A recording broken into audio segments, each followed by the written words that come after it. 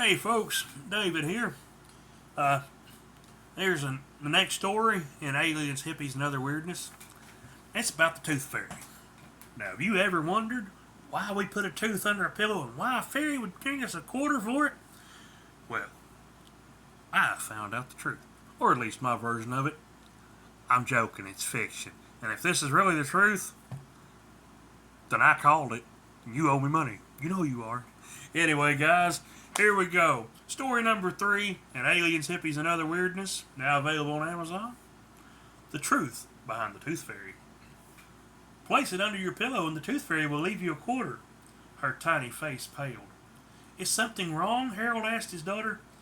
You want me to leave parts of my body out for a fairy. Have you ever thought about how strange that is? His daughter asked. Harold sighed and considered it. Okay, baby, I'll tell you what. I'll call Doc and ask him about it, and we'll find out more. He kissed her on the forehead and turned out the light. In the hall, he ran into a girl with white hair and a pair of feline ears and a long tail. She wore a maid outfit and looked exhausted. How was work? He asked her with a smile. She smiled in return. You want to know if I got overwhelmed? The answer is no.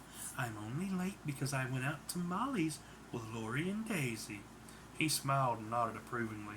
She had only recently escaped a life of hardship and torment. After checking in on his wife and infant son, he pulled out his cell phone. Doc, look, I hate to be calling so late, Harold Hatch said.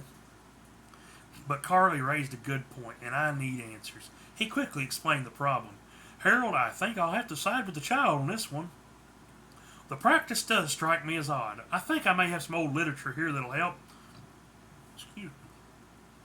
Let me look and I'll give you a call back. Dr. Milithor Erlin, better known as Doc to his friends, said as he hung up and sighed. Ladies, would you please excuse me, he said to the trio of women tied in various bondage poses. Each of them had wide bat-like wings and short horns. Another woman dressed in a leather corset and thigh-high boots cracked a whip. It's important, Fern, he said flatly. While you wait, I believe Lily has been a particularly naughty girl and needs extra discipline. One of the bound succubi with short blonde hair began panting in a lewd manner. Yes, I deserve to be punished. The sound of the whip echoed, and it smacked her rear, and the sound echoed throughout the house.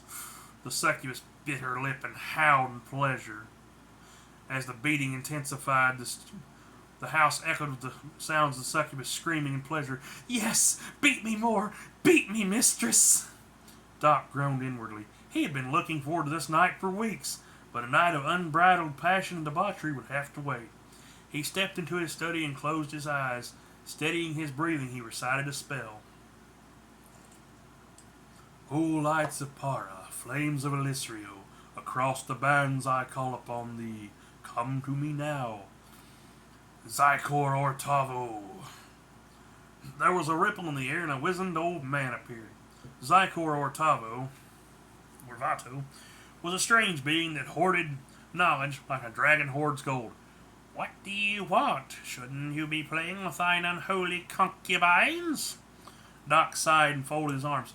Sir, I need your help. What do you know about the Tooth Fairy? The old man arched an eyebrow. Really? Well, someone is finally looking into that debacle. Well, the information may not bring you any comfort.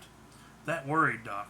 What do you mean? Is there something sinister about a collection of children's teeth in exchange for coins?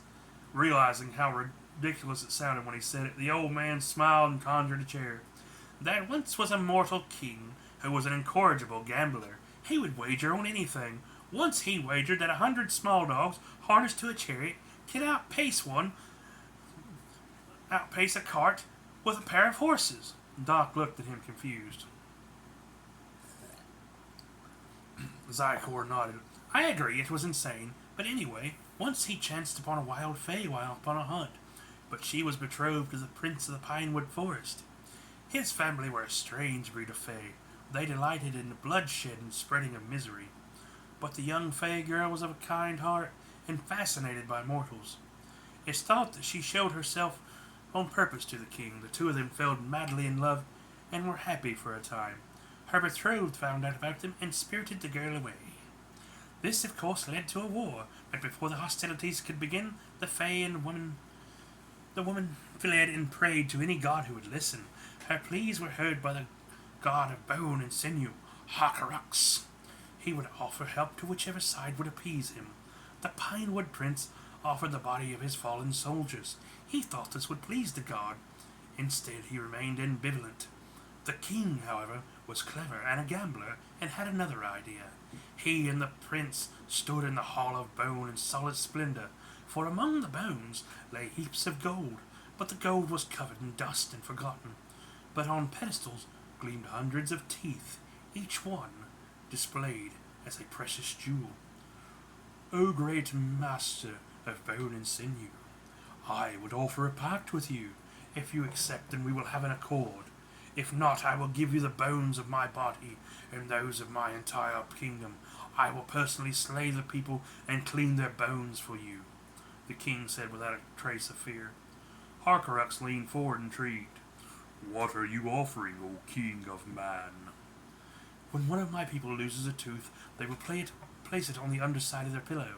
In exchange, I would ask for a single copper coin. The Fey Prince chuckled, knowing Harkarux would side with him. The strange god leaned back on his throne and looked around at his hall. There were piles of coins that occupied space that could otherwise hold more bones. The Fey, we'll decide with a coin toss. If it lands on heads he wins. If it lands on tails I win. The Pinewood Prince chuckled. How about we sweeten the pot? If the mortal wins, not only can he keep Lashaya, but I will personally collect the teeth and grant him immortality. The king quickly accepted. Harkarux nodded and extended a hand. To the king he said, We have an accord. Doc sat there dumbfounded. Seriously? That's insane. The Tooth Fairy is a fairy prince who lost a coin tossed? He gasped. Zykor smiled and nodded. Aye, that's the honest truth. Now go set that young girl's mind at ease, he said as he departed. Doc hurried to his phone and called Harold before heading back to the den of succubus with a barrel of lard, 5 oranges, and a live ostrich. Zykor, back in his pocket dimension, sighed as his form rippled. He was no longer a wizened old man, but a young man with long golden hair and a well-muscled figure. A woman with green hair and matching eyes greeted him. He smiled and kissed her. It warms my heart to see you still remember how we met. He smiled and kissed his wife once more. On a wall, nearby in a small frame, was an old worn copper coin. And there you have it, folks. The real truth behind the Tooth Fairy. So keep that in mind out there when you run across a strange god. So toss the coin.